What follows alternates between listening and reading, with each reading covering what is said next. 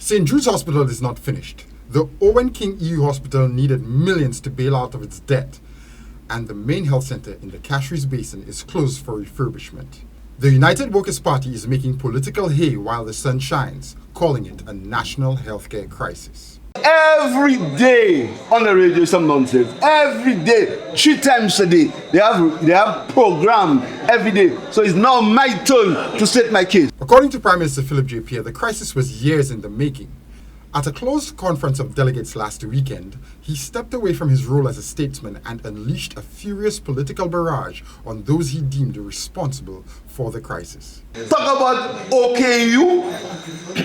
These guys left OKU with about $16 million worth of debt. Talk about supplies, hypocrites. No Panadol, no Panadol. $16 million worth. And we are saying, of course we need to improve the health services in this country. Of course we have to improve them. But we went and we took $11 million from the CIP program and $4 million from the Treasury to pay out of these debts these guys left for us. Prime Minister Pierre responded in kind to political accusations of letting the healthcare system deteriorate on his watch. We are going to begin. You know where the old emergency ward was at the hospital? Yeah. Tomorrow, we are beginning to gut inside of that. Tomorrow Monday, we are beginning to gut inside of there. And as we speak, we are putting plans together to have a new emergency ward at the old Victoria Hospital. As we speak now, there's work going on an emergency room so we can cause the problem, can cause the pressure on the emergency services to cease. Because the trouble in the health services, the main problem is that the emergency services are overburdened. That is the main problem. He also announced other major healthcare initiatives that are already in the works.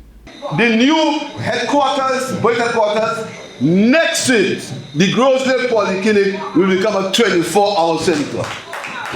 Because by the middle of this month, December, and not these dates, by the middle of this month, no, December, once the tendering process is over, we are going to begin work on the Grosley Polyclinic to make that 24-hour facility by the middle of this month.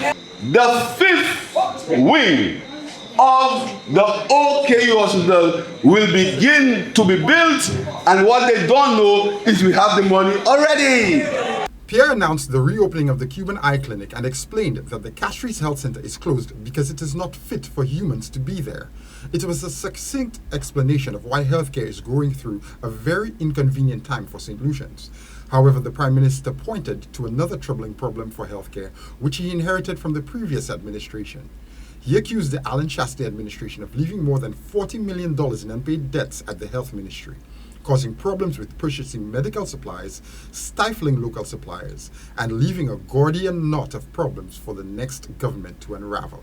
So when you hear these hypocrites talking about health and pretending as if the health service in this country got bad on the 21st of July, tell them, put their hand up and say what they did for health in this country, and let's put our hand up and see what we are doing, what we have done, and what we continue to do for health in this country.